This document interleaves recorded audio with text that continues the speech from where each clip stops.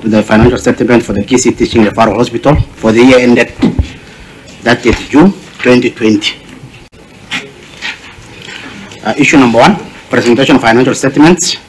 The issues addressed. Issue number 2, failure to submit financial statements. The issue was addressed.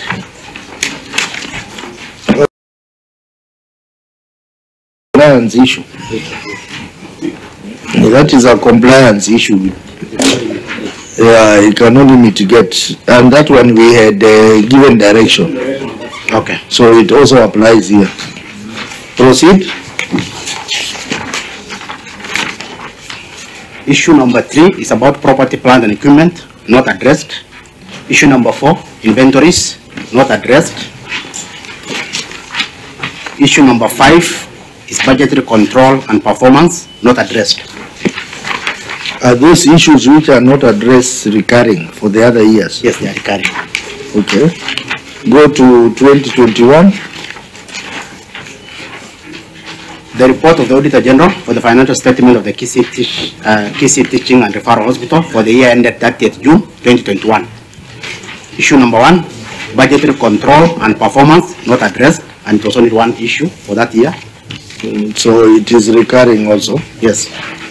2022? 2022, the issue is also one item, which is again recurring, budgetary control and performance, and not addressed.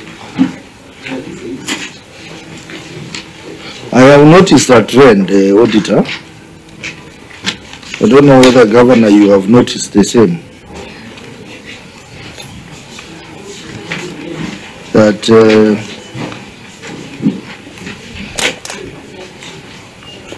the previous years, they were getting unqualified opinion. Yeah, but during your time, that is for the year ended June 2022, then the real issues came out. I don't know, Auditor, where were the issues hiding for the previous years? Huh? Auditor, where were the issues hiding? Because when we look at year ended 2021, it's unqualified. Ended June 2022, unqualified. But now when you come to 2023, it's adverse. Because there are new issues which should have emerged much earlier. Yeah, sure, even for 2020, we were able to give advance opinion, which is the... Okay, proceed to 2023. 2023, the audit report of the Auditor General on the financial statement for the KC Teaching and Referral Hospital for the year ended 30th June 2023. Point of order. What is your point of order? Chair, for 2022, 2021, I mean 2022, I think some of the issues that are raised here we can actually be able to give recommendations. And I don't know, because I think the issues we have gone through, issues like budgeting for performance, if the team was listening, we have given a very comprehensive approach to financial statement preparation. So then the other issue that I'm seeing here that could be able to consider is property, plant and equipment. I can assure you that on that is just about transitions.